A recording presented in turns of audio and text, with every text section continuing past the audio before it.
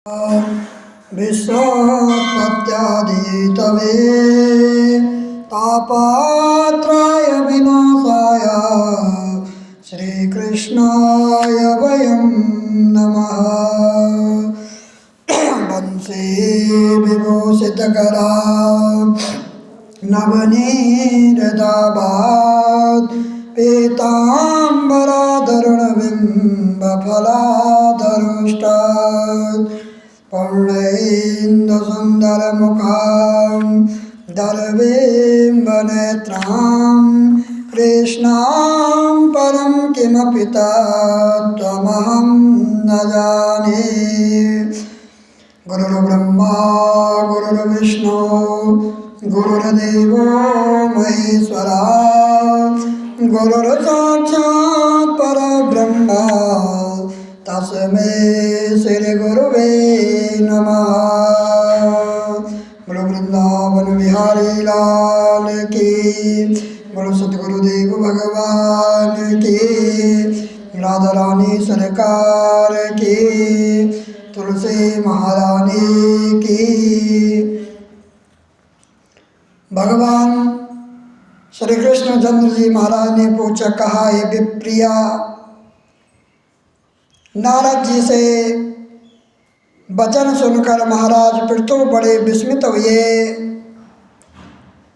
और अंत में उन्होंने नारद जी का पूजन करके उनको विदा किया। इसी कारण माघ, कार्तिक और एकादशी या 3 व्रत मुझे अत्यंत प्रिय है। वनस्पतियों में तुलसी, महीनों में कार्तिक, तिथियों में एकादशी और क्षेत्रों में द्वारिका मुझे बहुत प्रिय है। जो प्राणी जितेंद्र होकर इनका सेवन करता है वह यज्ञ करने वाले प्राणियों से भी मुझे अधिक प्रिय होता है। जो प्राणी विधि विधान से इनकी सेवा करते हैं उनके अनुग्रह से सभी पाप दूर हो जाते हैं। भगवान श्री कृष्ण जी महाराज के वचन सुनकर सत्यभामा ने कहा, हे नाथ, आपने यह बात बड़ी आश्चर्यजनक कही है कि दूसरे के लिए पुण्य के फल से कलह की मुक्ति हो गई। यह प्रभावशाली कार्तिक मास आपको अत्यधिक प्रिय है कि जिसे पतिद्रोह का पाप केवल स्नान के पुण्य से नष्ट हो गया। दूसरे प्राणी द्वारा किया हुआ पुण्य उनके देने से कैसे मिल जाता है, यह आप मुझे बतलाएं। इस पर भगवान श्री कृष्ण जी महाराज ने कहा, बिना दिया हुआ पुण्य और पाप जिस कर्म द्वारा मिलता है सो सुनो। सतयुग में देश, ग्राम तथा कुलों का दिया हुआ पुण्य या पाप मिलता था, किंतु कलयुग में केवल कर्ता को ही पाप और पुण्य का फल भोगना पड़ता है। सासंग न करने पर भी यह व्यवस्था कही और सासंग जैसे पाप व पुण्य दूसरों को कैसे मिलते हैं उसकी व्यवस्था भी सुनो। पढ़ना, यज्ञ करना और एक साथ भोजन करने से पाप पुण्य का आधा फल मिलता है। एक आसन पर बैठने तथा एक सवारी चढ़ने से, श्वास के आने जाने से पुण्य व पाप का चौथा भाग प्राणी मात्र को मिलता है। स्पर्श करने, भोजन करने और दूसरे की स्तुति करने से पुण्य और पाप का 6ठा भाग मिलता है। दर्शन करने, सुनने तथा ध्यान करने से मनुष्य को पुण्य और पाप का 10वां अंश मिलता है। दूसरे की निंदा, चुगली और धिक्कार करने से उसका 100वां भाग मिलता है। पुण्य करने वाले मनुष्य की जो कोई सेवा करता है वह सेवा का भाग लेता है और अपना पुण्य उसे देता है। स्त्री, नौकर और शिष्य के अतिरिक्त जो मनुष्य दूसरे से सेवा करवा कर उसको पैसा नहीं देता है तो वह सेवक उसके पुण्य का भागी होता है। पंक्ति में बैठे हुए भोजन करने वालों की पत्तल जो व्यक्ति लांघता है वह उसको, जिसकी पत्तल उसने लांघी है, अपने पुण्य का छठा भाग उसे दे देता है। स्नान तथा ध्यान आदि करते हुए मनुष्य जो व्यक्ति बातचीत करता है या उसे स्पर्श करता है वह अपने पुण्य का छठा भाग उसे दे डालता है। जो मनुष्य धर्म के कार्य के लिए दूसरों के लिए धन मांगता है वह पुण्य का भागी होता है। ठीक उसी प्रकार जिस प्रकार दान करने वाला पुण्य का भागी होता है,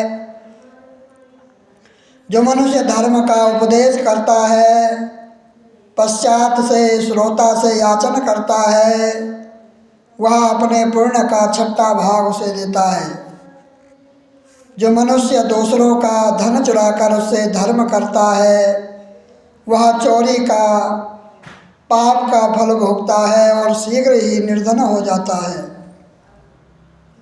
और जितना धन चुराता है वह पुण्य का भागी होता है।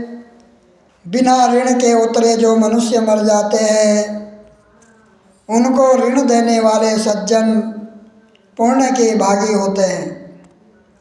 शिक्षा देने वाला, सलाह देने वाला, सामग्री को जुटाने वाला तथा प्रेरणा देने वाला, यह सब पाप और पुण्य के छठे भाग को प्राप्त करते हैं।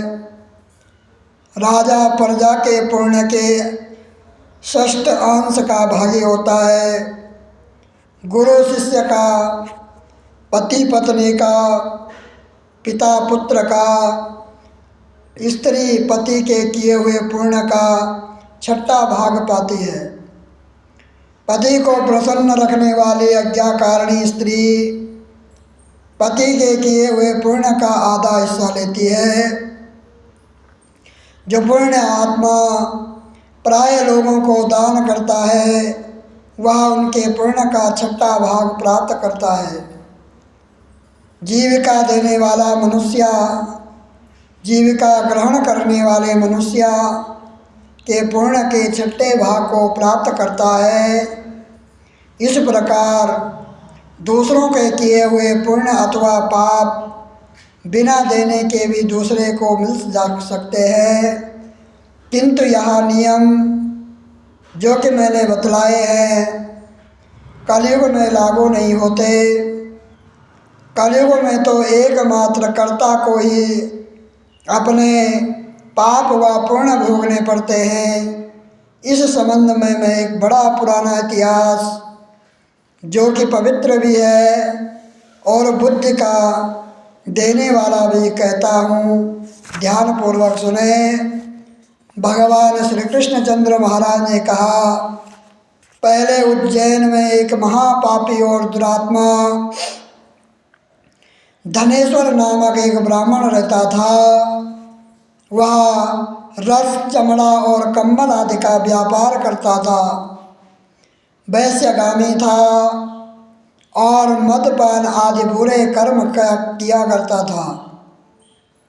क्योंकि वह दिन रात पाप में रत रहता था, इसलिए उस व्यापार के लिए वह नगर नगर घूमता था। वह एक दिन महिष्मतीपुरी में जा पहुंचा। महिष्मतीपुरी चूँकि राजा महिष ने बसाई थी, इसलिए बस राजा के नाम पर ही विख्यात थी। नगरी के पास ही पाप नाशनी पुण्य कारिणी भगवती नर्मदा बहती थी। उस नदी के किनारे देश देशांतर से आए हुए यात्री कार्तिक व्रत करने के लिए कुछ दिनों के लिए ठहरा करते थे। उन कार्तिक व्रत करने वाले प्राणियों को वहाँ ठहरा देकर वह दुष्ट धनेश्वर भी इधर उधर व्यापार करता हुआ 1 मास के लिए वहाँ ठहर गया। अपने माल को बेचता हुआ वह नर्मदा नदी के तट पर घूमता हुआ ब्राह्मणों को देव पूजा में अक्सर लगा हुआ वह देखता कि कोई तो पुराण पढ़ रहा है और कोई सुन रहा है, कोई भगवत कीर्तन कर रहा है, कोई भजन सुन रहा है, तो कोई ध्यान में लीन है और कोई तुलसी की माला धारण किए हुए बस इसी तरह वह भगवत भक्तों के बीच में रहा और वैष्णवों के दर्शन करता रहा, उनको स्पर्श करता रहा, उनसे वार्तालाप करता रहा और भगवान विष्णु के नाम का स्मरण के पुण्य का अर्जित करता रहा। वह कार्तिक के व्रत की उद्यापन विधि तथा जागरण को भी देखता रहा। उसने पूर्णिमा को देखा कि व्रती ब्राह्मणों तथा गौओं को भोजन करा रहे हैं और उनको दक्षिणा आदि भी दे रहे हैं। उसने नित्य प्रति भगवान शंकर की प्रसन्नता के लिए होती दीपमाला भी देखी। त्रिपुर नामक राक्षस के 3 पुरों को भगवान शंकर ने इसी तिथि को जलाया था। इसी कारण भगवान शिव के भक्त इस तिथि को दीप उत्सव मनाते हैं। जो मनुष्य मुझ में और भगवान शंकर में अंतर मानता है उसकी संपूर्ण क्रिया निष्फल हो जाती है। धनेश्वर वहाँ की पूजा विधि देखता हुआ इधर उधर घूम रहा था कि उसे एक काले सर्प ने काट लिया और वह भूमि पर गिर पड़ा। उसकी यह दशा देखकर वहाँ के दयालु भक्तों ने उसको चारों ओर से घेर लिया और उसके मुंह पर तुलसी दल मिश्रित जल के छींटे देने लगे और जब उसके प्राण निकले तो यम के दूत से बांधकर कोड़ों से मारते हुए यमपुरी को ले गए। उसे देखकर चित्रगुप्त ने यम से कहा, इसने बाल्यकाल से लेकर आज तक बुरे काम ही किए हैं, इसके जीवन में पुण्य तो लेश मात्र भी दिखाई नहीं देता। यदि मैं पूरा 1 वर्ष आपको सुनाता रहूं तो भी इसके पापों की सूची समाप्त नहीं होगी।